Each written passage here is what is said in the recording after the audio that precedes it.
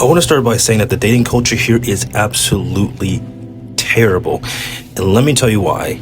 Imagine going out on a date with a Filipina and you're sitting here having a nice meal, a nice dinner, and then by the end of the dinner, she tries to pay for it. Are you serious? In whose right mind is going to try to contribute to a date? You must be mentally insane for a woman to try paying for a date. That doesn't exist. Those norms don't exist. But let me tell you my experience. So for one, since I came here to this island in the Philippines, I've been, meeting girls left and right, socializing, hanging out. The first Filipinas that I met was at a karaoke place. And you want to know what happened when I got there? There was 3 Filipinas. They fed me chicken wings and chocolate and some kind of rum. Who does that? Who does that? Who shares food with a guy like me? It makes no sense. And you know what? Another thing that also bothered me too was the next time we came back to the same place, but we had a table. So it's just me and 3 other girls. Of course, had the contacts. But the thing that really struck me was the fact that they offered food again and their drinks again. Here's what I did. So I ordered food for myself. I ordered a bottle, Long Tower Chaser drink. That cost, I wouldn't say pretty expensive. They ordered like 7 plates of appetizers, snacks, 1 bottle of rum, and then chaser, buckets of ice. By the end, I was expecting to be the guy that was supposed to, be front the bill. And you want to know what happened? They said, let's split it. Who the fuck are these people? Let's split it? And they said to me, quote unquote, when you give, you must take. So I ended up paying. They had me in the first half when they said we're gonna split it in half. So I would have paid over what I spent. But no, they split it between all of them. And you know what it cost me? It cost me half of what I ordered. So I got there and basically got a discount on everything that I ordered because these women wanted to split it. Who are these people? Where did they come from? Why haven't I found this place? Why did I find this place? Why did I even come here if this was the kind of treatment that I was gonna get? How insulting. But you know what? That goes to show of how we've been so conditioned to be used and treated like a walking ATM. Because think about it. When I was in Manila, anytime you did anything with a woman, you had to pay 100% everything. So your pockets was just going to be drained. You would be spending, if you were in the BGC area, you would be spending maybe like $7,000, which is a little over $100. Dating just seemed like a constant parasitic draw to your battery, to your mental battery, your social battery, everything. And it just seems like it is what it is, unpleasant. So I just quit dating in Manila, period. I mean, there was some women that did really nice, kind gestures and contribute a little bit. But, I mean, I appreciated it. But overall, I was always the one fronting the bill, of course. Because that's what I've been conditioned to do. Because a real man does this, a real man does that. Fucking annoying. But let me tell you something else, dude. That was a fun night. And you know another thing too? These girls had the nerve to want to continue hanging out throughout the night when the place closed. You know what we did? We walked to the dock, talked, and just made jokes. I felt like a teenager in high school being around these women. And they're my age. And they work jobs. And they are my age or a little younger. I'm like, am I really an adult here, or like, what is this? I have never done anything like this since I was in Montana, which, I keep talking about it, but it was like the place where you could actually be who you were, and you didn't have to sit there and be so uptight and have to do all this showing off. So you could literally just be yourself and just be cool, be chill, and just have fun. I was like, man, I've been dealing with nothing but superficial bullshit for the past few years. Those were like the first friends I met when I got here. And for them to trust me like that, it was like, oof, what the hell? Another thing too, coming here, the Filipinos have been treating me like a normal person, like joking, teasing, like an actual friend. When I was in Manila, like if there was like a Filipino that was like talking to you, it was always almost was gonna turn it into something transactional, like asking for money or asking for work. No. See, that's what put me off from wanting to socialize all throughout Manila. But then when I come to one of the islands, the provinces, they just give you stuff and they just treat you like a normal person. And they even encourage you to do things too, like sing, of course, or they encourage you to talk to people. Like they try to pressure me to talk to certain girls, and it's like, but then it ends up working out. Let me tell you another experience. So I had a Tinder date, and usually Tinder, I don't like doing dating apps because dating apps are just terrible for me. So I go, my first Tinder match, I'm like, you know what the hell, I'll just give it a go. We meet up at a family Filipino restaurant, we order food, and you know what this chick tried to do? She tried to pay for it. I was like, what the I was like, not today. So I paid for the dinner. But you want to know what else she did? We go to another spot, and you know what she does? She pays for all the drinks. I paid for the food, she paid for all the drinks. And then I'm not going to give you more details, but let's just say paid for other things. And she spent more money on the date, way more money on the date than I spent, and I only bought us food. I'm like, what the hell is this? Now, here's another thing that bothers me too. Communication. There is no way in hell a guy is waking up every freaking morning to good morning texts, and then by the time it's nighttime, good night texts, and then just being texts all throughout the day, and then being introduced to friends and family. I met somebody's mother, best friend, aunt, father in one day. Well, actually in the course of 2 days. I'm like, what? The first time I met a Filipina's parents, it was interrogation for money. And that was also part of my trauma when I first came to this country, is when I arrived in Makati, it was like, I had to put all my guards up, my whole entire everything. I got extremely bitter because it was like being tormented left and right. You were trying to just be a nice, genuine person. They were just taking advantage of your kindness, taking advantage of everything, and it made me sick. So I withdrew heavily. I didn't want to date. I didn't want to talk to no Filipinas. I didn't want to talk to no one. I just wanted to be left alone in my condo, socializing with no one. But you know the funny thing is, when I came here, all that went away. When I went to Bali, I got a refresh on my social life, and it all came back. And then I come back to the Philippines, different island, way far away from Manila. And it's like everything is normal here. Meeting people, having a conversation, getting phone numbers, meeting up, having dinner or having coffee is completely normal. I haven't felt any kind of transactional, nothing. And I've been so paranoid. I've been waiting for just the slightest, trying to use you for money or something like that. But no, it's not like that. It's like hang out. I was invited to a birthday party. Man, I don't know what the hell's going on. It was seriously messing with my mind, because I didn't know how to accept it. But another thing, I went to the same spot by myself, talked to no one. I was just trying to just be quiet, be chill, do my usual thing. And this girl, college student, comes up to me and she says, "You have beautiful skin." And she's dark too. She grabs my arm, and her arm, the camera makes my skin look lighter than how it would appear in the dark. The light does weird things with my skin, so I can't really explain that. But at night, she compared our skins, our arms, and said we're close in skin. And then, I don't know, it's kind of a weird thing to bond over or whatever. I guess we got to talking, and then she asked me for my WhatsApp, so I just gave her my WhatsApp. I'm like, what the hell? Nobody like me should even have this kind of setup. Not only is dating super easy, but just overall socializing and talking have became super easy. I can literally just be myself.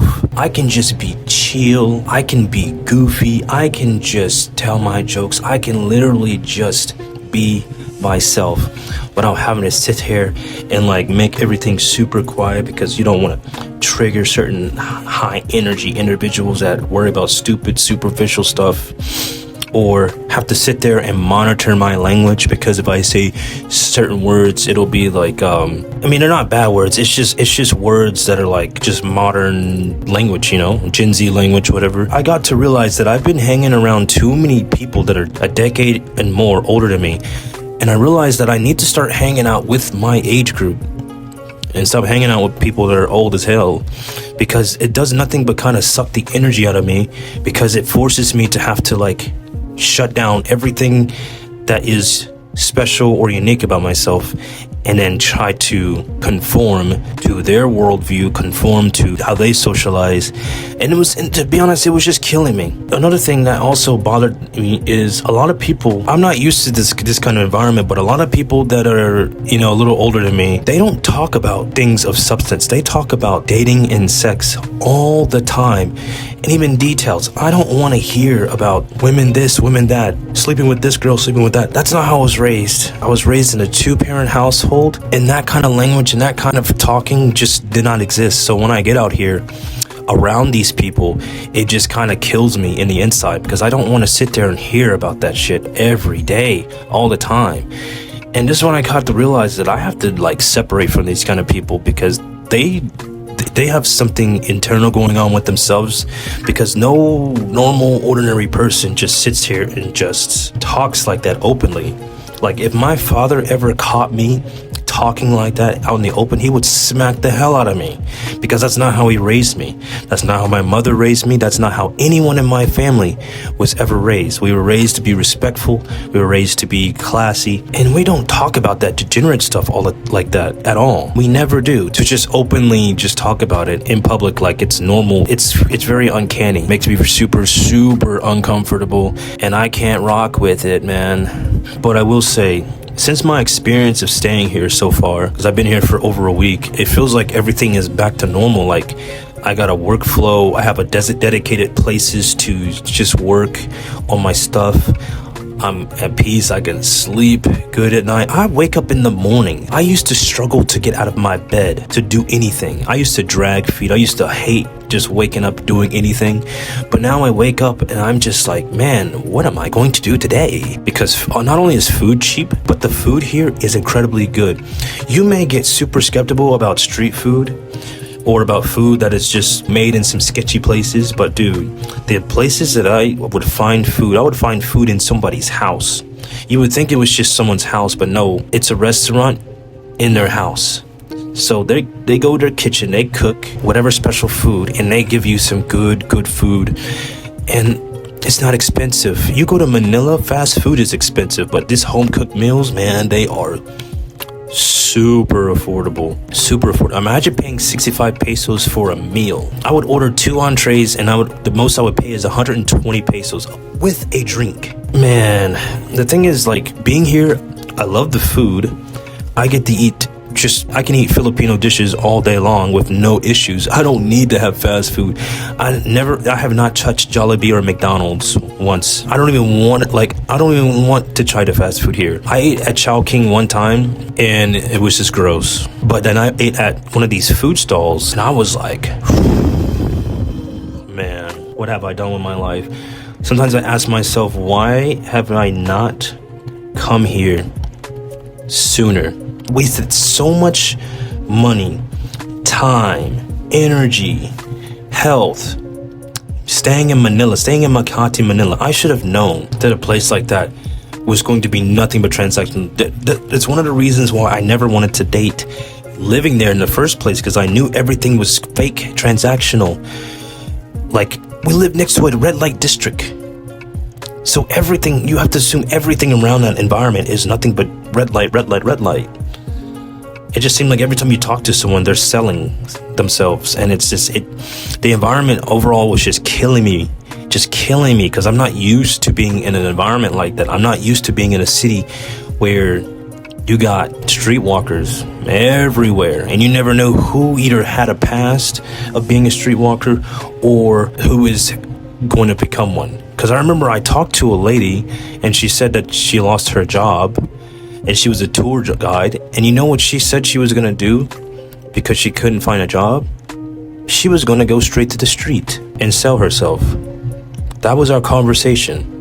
And then now I'm walking one day to meet my friend, and then I see her there walking on the street looking for customers. And it honestly made me kind of sad and depressed, just witnessing that. Because now in my mind, like, I know that Manila, well, just Makati as far as I know, but I know Manila is filled with that. And a lot of these bars too, the women there are basically property of the bars, because they have to sign contracts, and they tell you this too. Like, when you talk to them, they tell you this, like, they're basically property of the bar. If they want to date somebody, one of these foreigners or expats, they have to pay the bar in order to release the woman from the bar and date.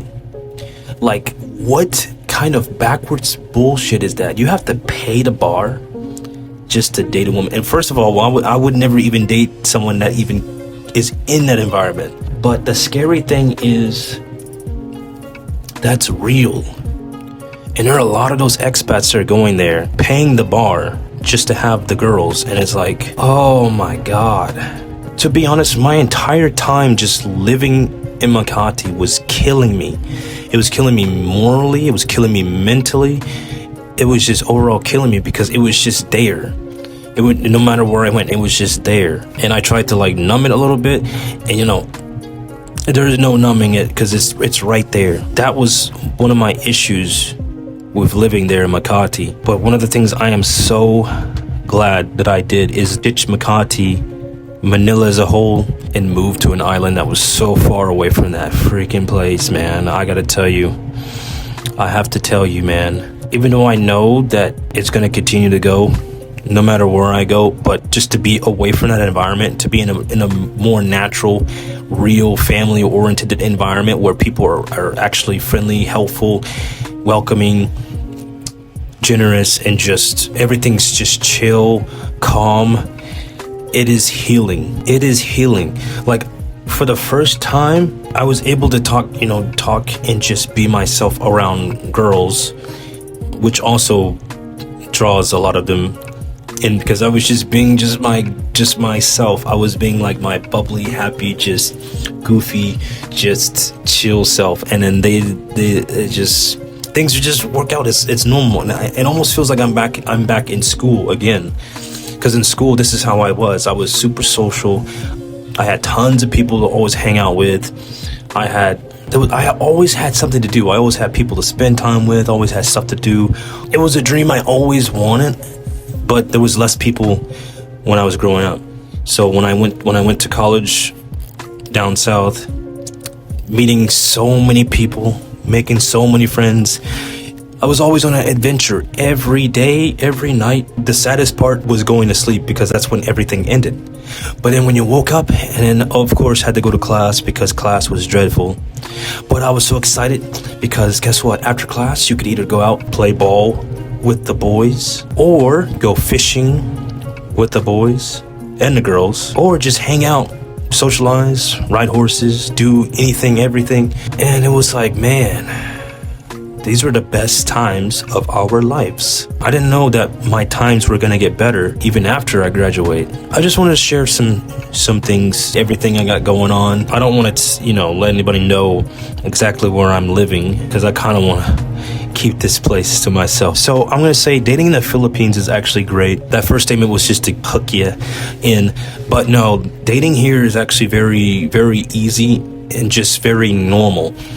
And it's very normal for the woman to want to contribute in some kind of formal way. It may be unnatural at first. It's unnatural for me because I'm not used to someone actually trying to contribute to anything we do, and that just makes me a little bit want to twist up inside. It's like, what is going on? But at the same time, I appreciate it, and it just makes me like being here, makes me like being around them even more. It also makes me want to do more too, because when someone contributes and they help and stuff, it just makes me want to do more for them, for the people. I think that's what she meant. That's what she meant by when you give, you take. Let me know what you think in the video. If you got any questions, let me know in the comments. If you liked the video, please like, subscribe. I will see you on the next one. Peace.